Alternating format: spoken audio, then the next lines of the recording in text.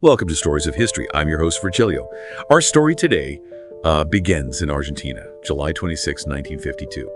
A nation in mourning for Eva Perón, their beloved Evita, dead at just 33. Now, Evita, she wasn't just a first lady, she was a force of nature, adored by the working class, the discamisados, who saw her as their champion, but also a controversial figure, known for her glamour, her lifestyle, and her political maneuvering, which should have been a straightforward funeral, turned into a decades-long saga, a bizarre journey across continents. Buckle up, it's going to be wild.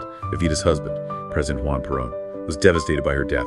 He ordered her body to be embalmed by the renowned Dr. Pedro Ara, aiming to preserve her for posterity.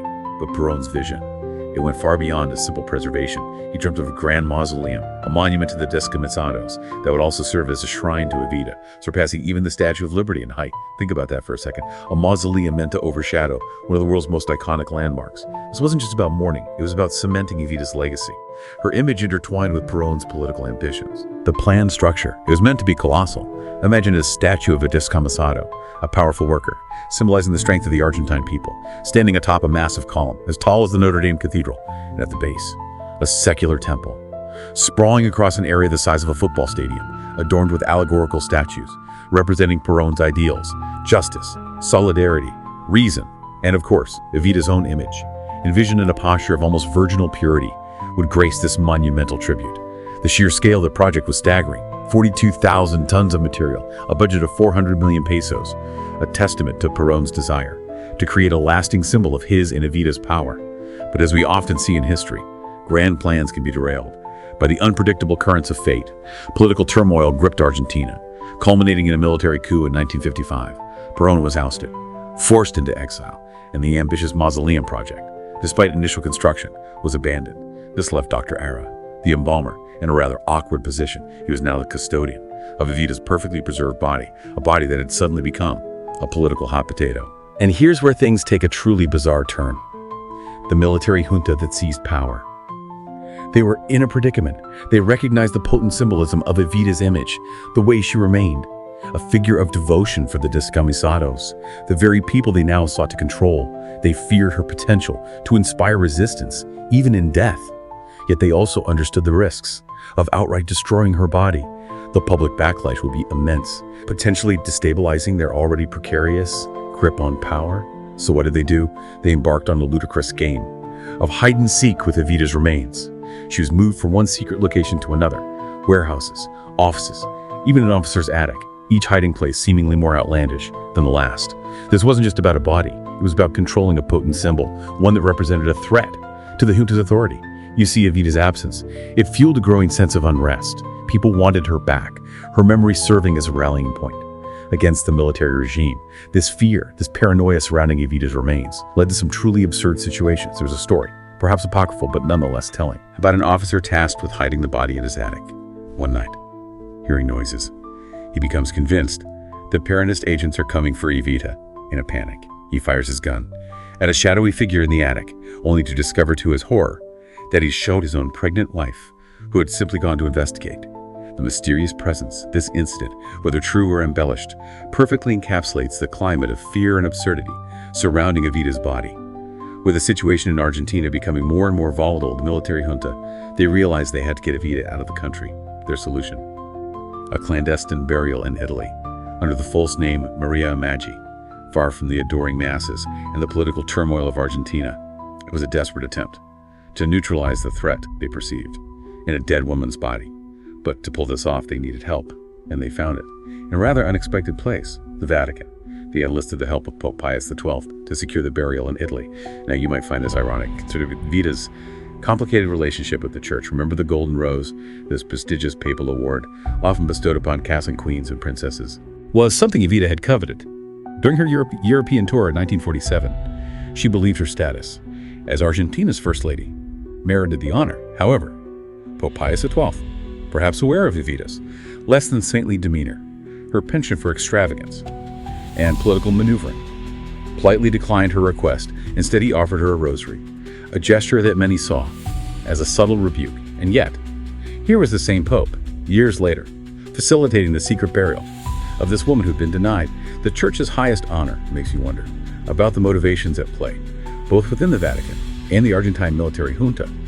Were they simply trying to bury a problem? Or was there something more to this unlikely alliance? So in May 1957, 5 years after her death, Evita was laid to rest under a false name in a Milan cemetery. It seemed like a quiet end to a tumultuous story. But the saga of Evita's post-mortem journey was far from over. Fast forward 14 years to 1971, Juan Perón, living in exile in Madrid with his new wife Isabelita, finally secured permission from the Argentine military junta to retrieve Evita's body. It was a major victory for Perón and his supporters, a symbolic reclaiming of their beloved Evita. But imagine the scene: a discreet van, marked chocolates for camouflage, making its way across Europe, carrying the embalmed remains of Argentina's former First Lady. The journey, orchestrated with the blessing of Spain's dictator Francisco Franco, culminated at Perón's villa in the luxurious Puerta de Hierro neighborhood of Madrid. Evita's arrival, while undoubtedly a triumph for Perón, created a rather awkward situation. Here was Isabelita, the current wife, now sharing her home with the meticulously preserved body of her predecessor, a woman who still held immense sway over the hearts of many Argentinians.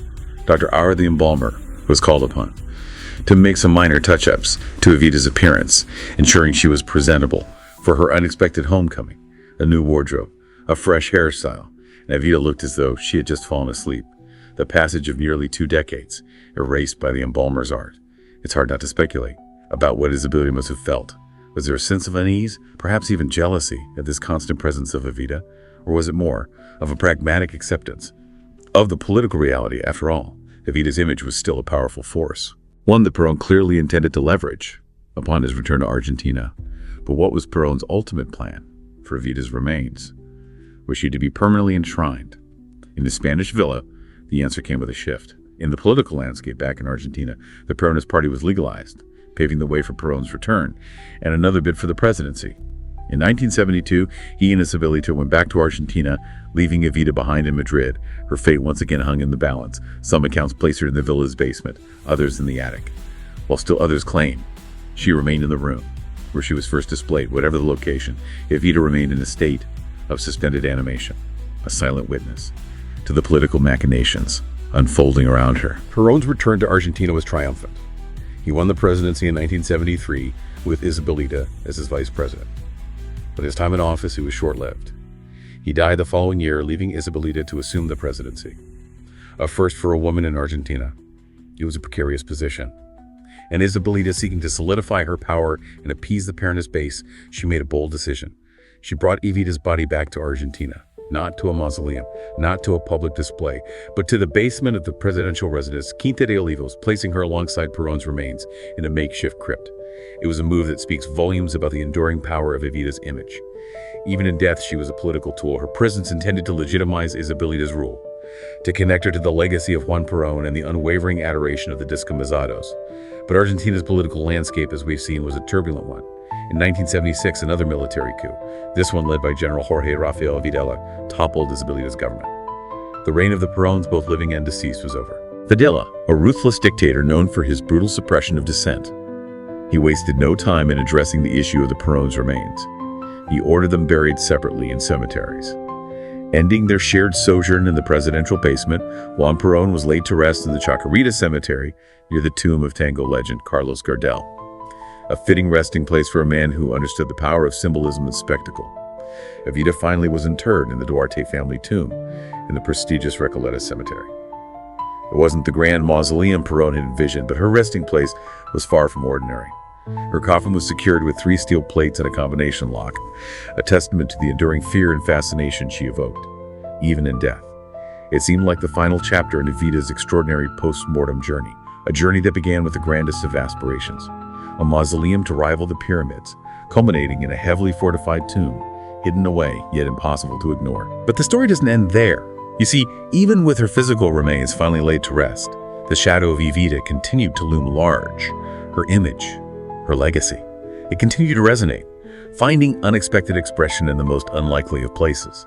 Let's fast forward to 2004. Christie's, the renowned auction house, was hosting a sale in Rome, featuring belongings of Juan and Eva Perón.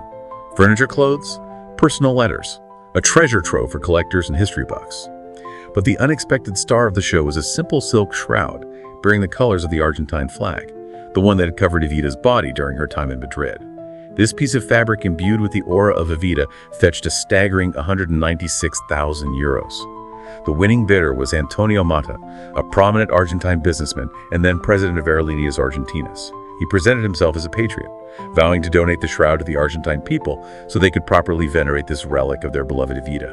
It was a grand gesture, seemingly driven by national pride and a desire to honor Evita's memory. But the story takes another ironic twist.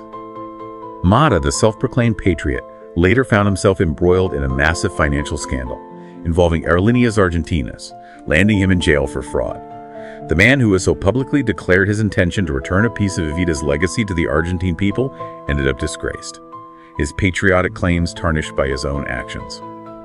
And that, my friends, is the story of Eva Perón, a woman whose life and death and even the journey of her remains after death were marked by drama spectacle and an enduring hold on the hearts and minds of a nation. From the abandoned mausoleum to the secret burial in Milan, the clandestine journey to Madrid, the awkward stay at Perón's villa, the final resting place in Buenos Aires, and even the auctioning of a shroud, Evita's story is a testament to the power of symbolism, the complexities of political maneuvering, and the enduring fascination with a woman who, even in death, refused to be forgotten. Until our next video on stories of history, keep questioning, keep exploring, and keep those minds engaged.